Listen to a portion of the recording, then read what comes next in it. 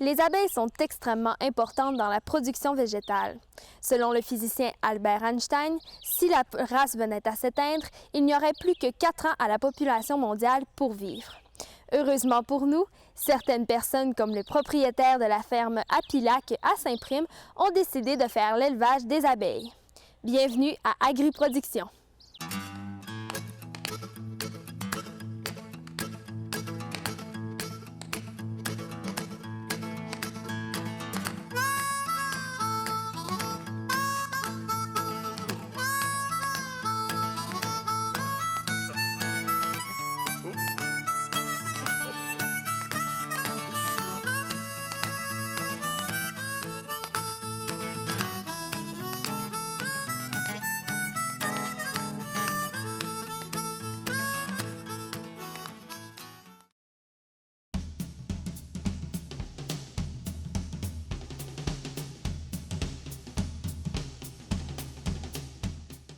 L'apiculture est un domaine agricole vaste et méconnu.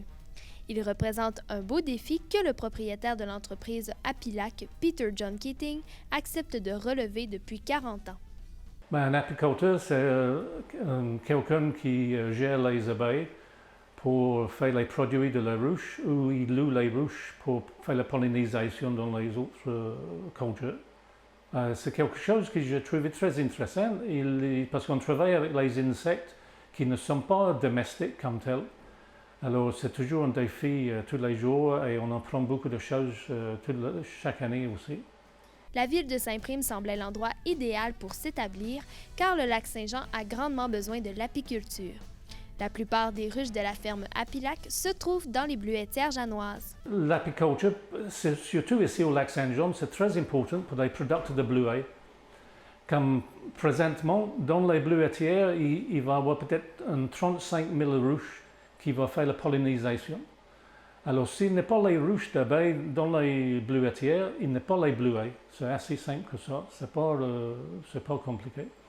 Alors, les abeilles sont très importantes pour la production de petits fruits.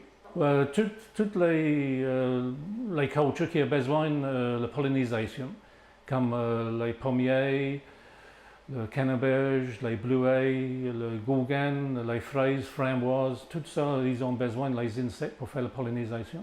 Aussi, les ruches doivent se trouver à un endroit spécifique pour augmenter leur efficacité.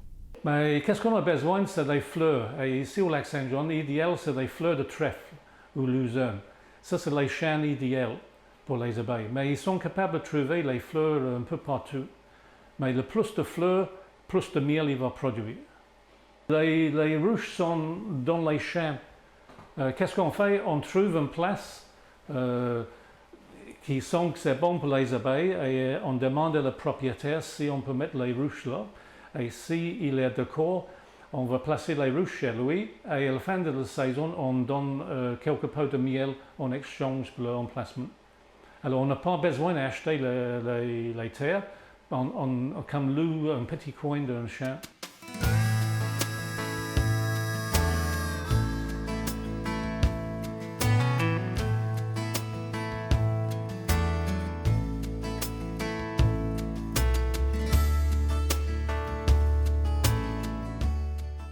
Mais toutes les cultures qui ont besoin de les graines ou les fruits, c'est bénéfique. Alors, quelqu'un, comme dans l'Ouest canadien, il produit beaucoup de graines de trèfle et luzerne. Ce n'est pas pour le foin, c'est pour les semences. Alors, les autres, ils louent les ruches exprès pour ça, pour avoir plus de graines. En plus d'aider à la pollinisation, les abeilles créent plusieurs produits. La première production en apiculture, c'est du miel. Mais il y a des apiculteurs qui produisent le propolis, le cire, le gelée royale et le pollen. Alors, c'est pas juste le miel, mais ça dépend de l'apiculteur lui-même. Vers la fin d'août, c'est terminé ici au lac Saint-Jean pour le miel. Alors, nous autres, on va aller dans les ruchers et on va ramasser toutes les hausses de miel qui sont pleines. Et on laisse les abeilles dans les ruches et on mène les hausses de miel ici et on fait une extraction avec les machines ici. Et ici, on a déjà récolté le propolis Et nous avons tout ce qu'on a besoin pour récolter le pollen. Et avec la cire d'abeille, on fait les chandelles. La cire d'abeille, c'est utilisé souvent pour faire le savon, savon artisanal. Le pollen, c'est un comestible, le monde il mange ça pour les vitamines. Propolis, c'est les abeilles, ils remontent ça sur les arbres. Et c'est un antibiotique naturel. Alors il y a une demande pour ça dans les produits de maquillage et tout ça pour les crèmes. Plusieurs étapes de production sont nécessaires à la réalisation du miel. Ça, on s'appelle ça les hausses de miel. Ça, c'est les boîtes qui sont utilisées exprès pour le miel. Et jamais les abeilles ils vont entrer en dedans, le reine va entrer en dedans pour pondre les œufs. Alors, et on remonte le miel dans les boîtes comme ça, ils sont vides par exemple. Et le miel, les alvéoles, les abeilles mettent une couche de cire sur les alvéoles pour protéger le miel. Alors ici, j'ai une machine qui va enlever les opercules.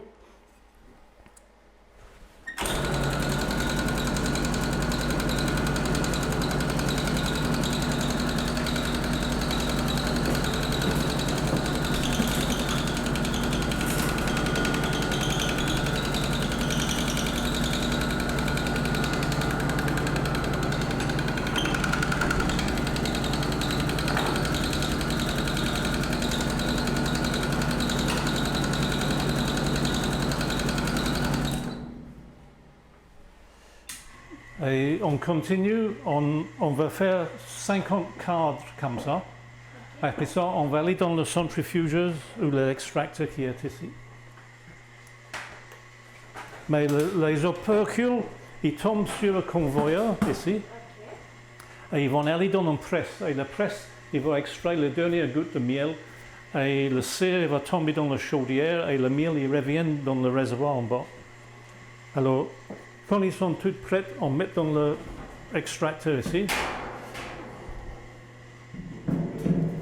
Et on va mettre 50 cadres dans l'extracteur. Et l'extracteur, il va virer et le miel, il va sortir par la force centrifugeuse. Alors,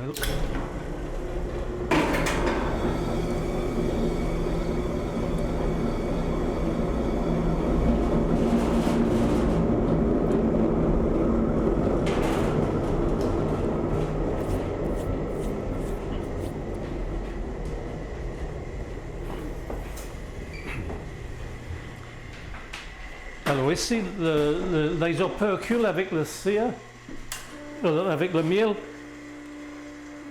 ils promènent sur le convoyeur et ils vont aller dans la presse. La presse est faite exprès pour extraire la dernière goutte de miel et ça ne tourne pas vite. Et tout le miel, il va aller dans le réservoir qui est dans le trou.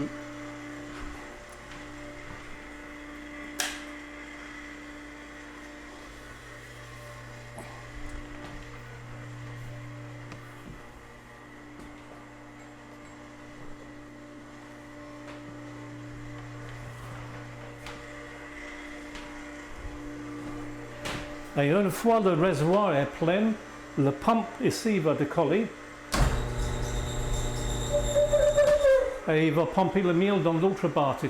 Il y a un gros réservoir de l'autre côté.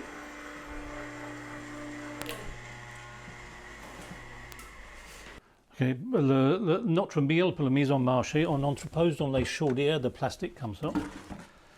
Et le miel cristallise très vite, ça cristallise comme ça dans quelques semaines.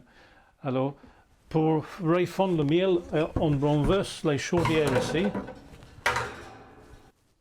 Et ça, c'est un bain-marie. Et la pièce ici est chauffée.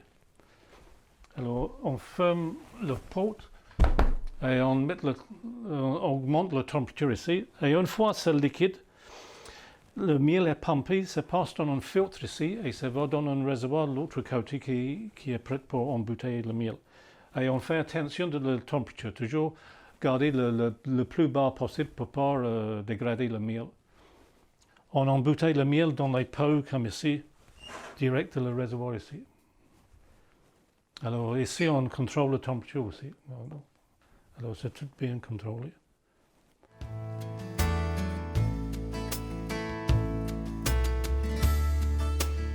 Nous avons le miel d'automne qui vient les fleurs de sarrasin et le verger d'eau qui est plus foncé.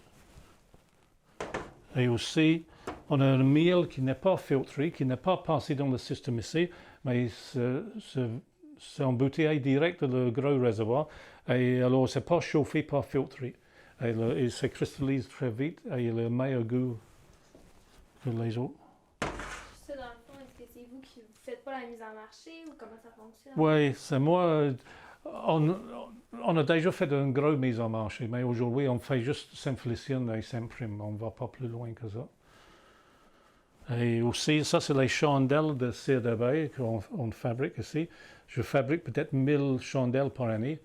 Et ils ont vendu un autre apiculteur qui est un kiosque dans le marché public à Québec. Alors, c'est comme ça. Ça, c'est cire d'abeille 100% pure. Et ils sont faits dans le réservoir qui est là. Et aussi, ça, c'est la moutarde au miel qu'on fabrique ici. Après la pause, le fonctionnement d'une ruche. Moi, dans mon monologue, je disais « Oui, nous devons aimer nos vieux, mais jusqu'à quel âge? » Puis là, je répondais « 80 ans. » Disons que comme j'approche, j'ai l'impression que je vais changer ma réponse. La maltraitance, ça touche beaucoup plus d'aînés qu'on pense. Des hommes, des femmes, partout au Québec. Ça en fait de l'amour à rattraper, ça.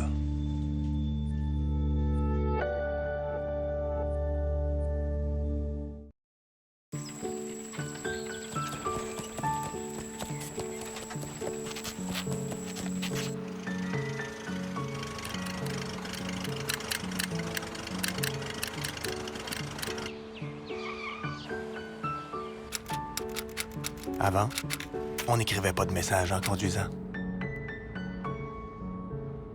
Il y avait sûrement de bonnes raisons.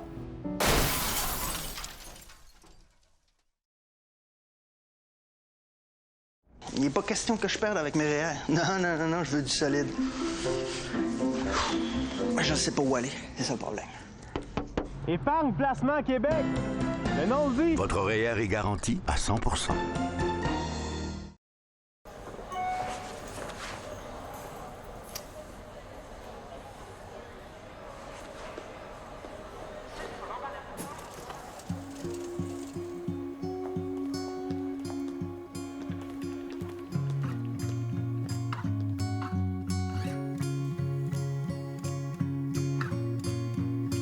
Est-ce que ça change quelque chose à ce que vous pensiez il y a 20 secondes? Luttons contre l'homophobie.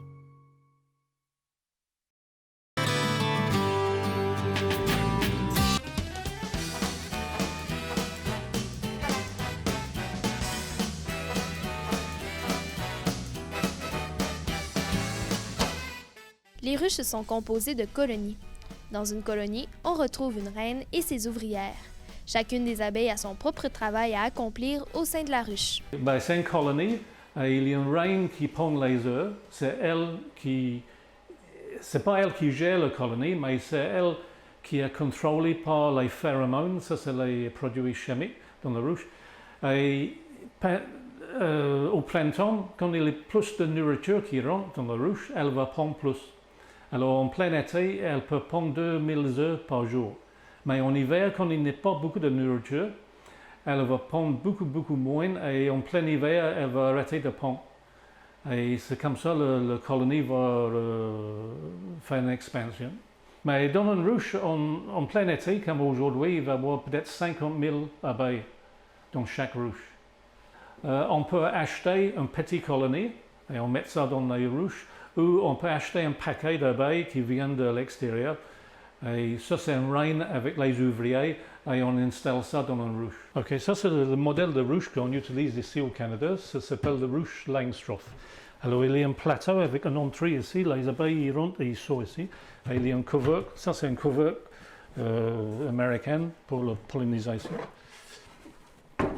Et en dedans, on trouve les rayons avec du miel. Ça, c'est pas très beau, mais c'est comme ça. Alors, les abeilles, ils restent dans la partie ici, et nous, on met...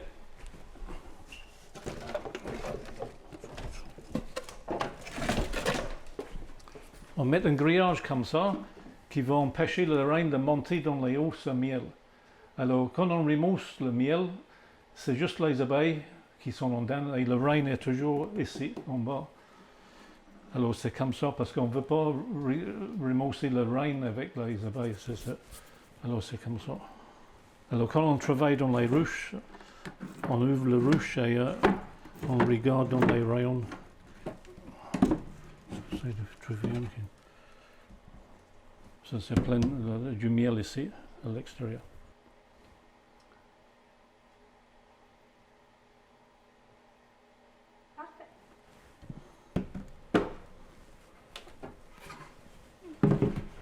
Mais je vais te montrer un qui est ici, parce qu'ils sont plus beaux. Ça, c'est un rayon qui a été extrait. Et les abeilles ont mis un peu de pollen dans les cellules ici. Et ça, c'est resté en dedans. Et les abeilles vont manger ça cette année.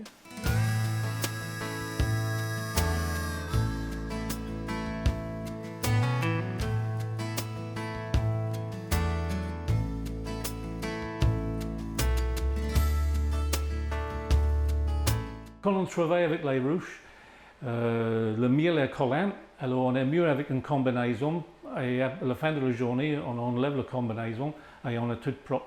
Mais on n'a pas besoin, juste un casque avec un filet, c'est assez pour travailler avec les ruches. Parce que, donc, si vous dites qu'il y a juste un casque, ça veut dire qu'elles ne sont pas nécessairement dangereuses. Non, non, ils ne sont pas dangereux, ils sont défensifs. Ils vont défendre la colonie. Alors, une journée qu'il fait beau, avec beaucoup de soleil et chaleur, et les abeilles travaillent, ils sont moins agressifs qu'une journée comme aujourd'hui avec les nuages. Ils vont être plus agressifs et on va être piqué plus. Mais ils ne sont pas dangereux et on vient habitué avec les piqûres.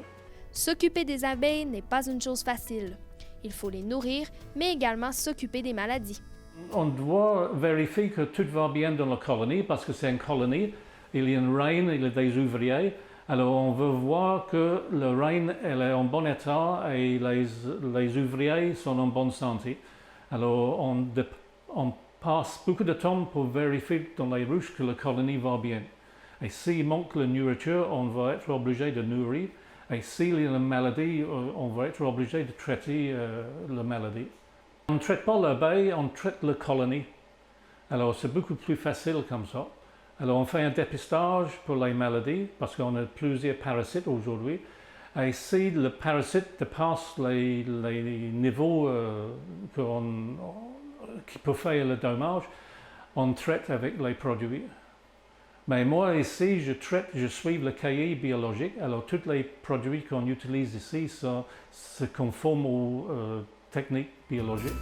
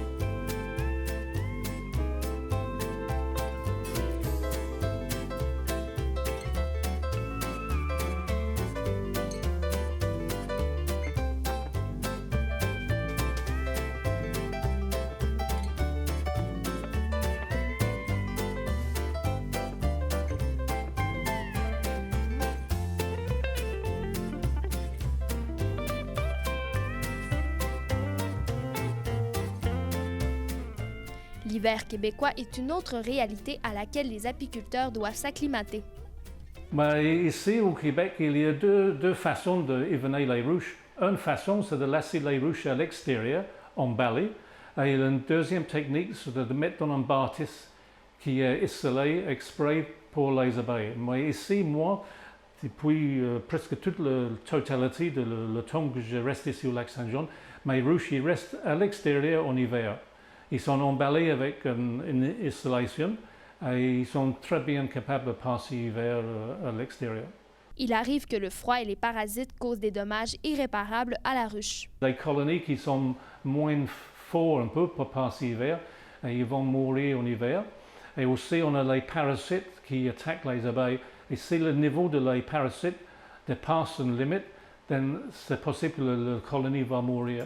Comme nous avons pu le voir tout au long de l'émission, l'apiculture est extrêmement importante pour la pollinisation, mais également pour plusieurs autres types de production agricole. C'était tout pour l'émission d'aujourd'hui. On se retrouve la semaine prochaine pour un tout nouvel épisode d'Agriproduction.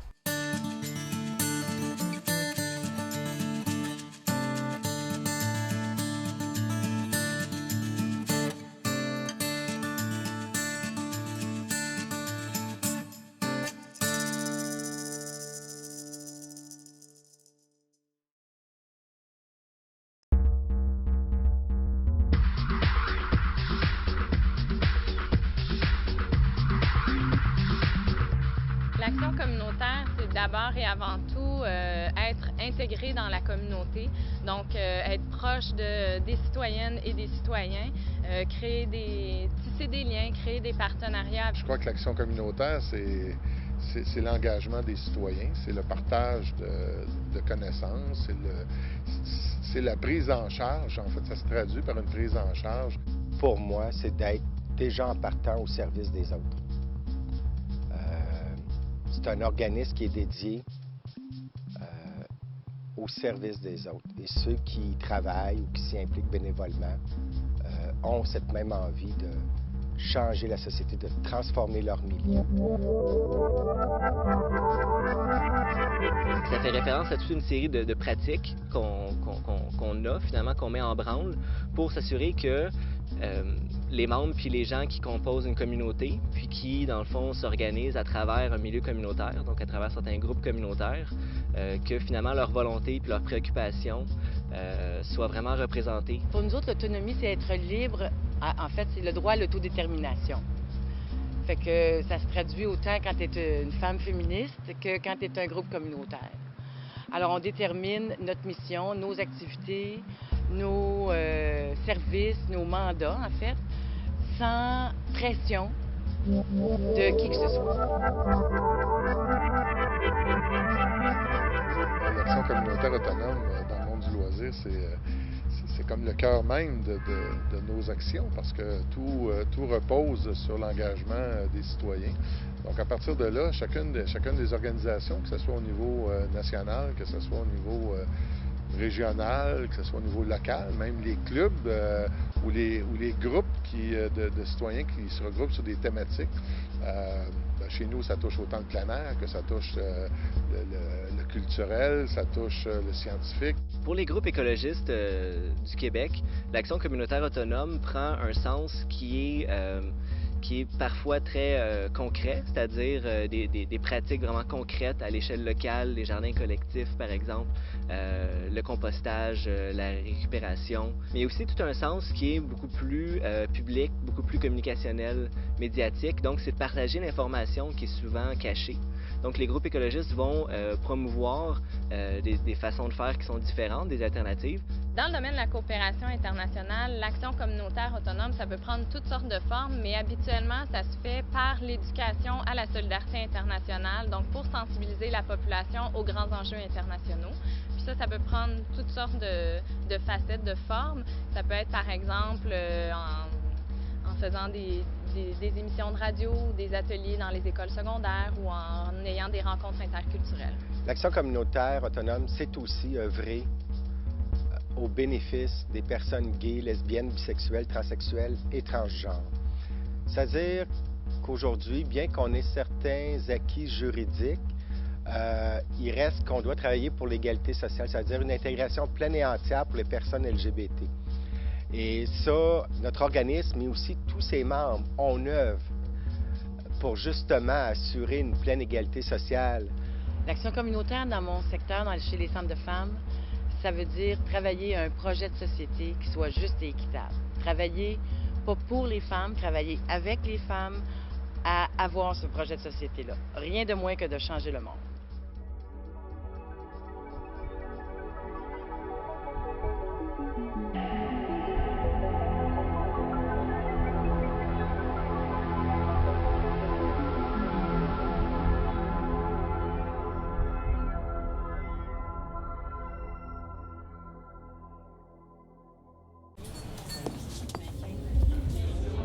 J'aurais jamais dû les rejoindre. Ils vont me trouver plate. Je me sens ridicule. C'est sûr qu'ils vont me juger. Je file pas là. Encore. Qu'est-ce qui se passe? Mon cœur. J'ai donc de la misère à respirer. Je vais mourir. Je vais pas mourir ici. Les troubles anxieux, on doit les prendre au sérieux.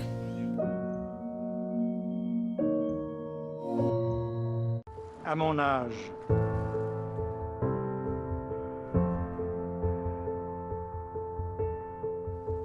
personne n'est à l'abri de perdre son emploi. Personne n'est à l'abri d'avoir une maladie. Personne n'est à l'abri de tout perdre. Personne n'est à l'abri de l'indifférence et de l'itinérance. C'est grâce à l'appui de tous que j'ai pu m'en sortir.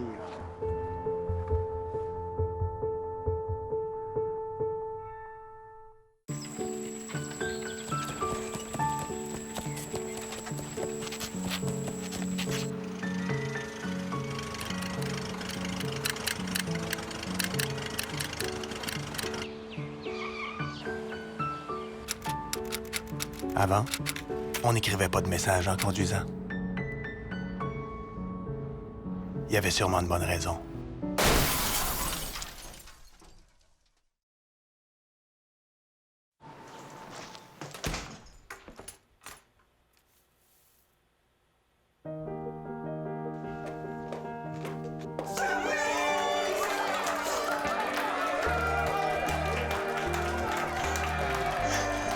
Bonne fête, mon amour. Est-ce que ça change quelque chose à ce que vous pensiez il y a 20 secondes? Luttons contre l'homophobie. Cet hiver, avant de prendre la route, composez le 511 ou consultez le québec511.gouv.qc.ca pour planifier vos déplacements. Prenez le volant en toute sécurité.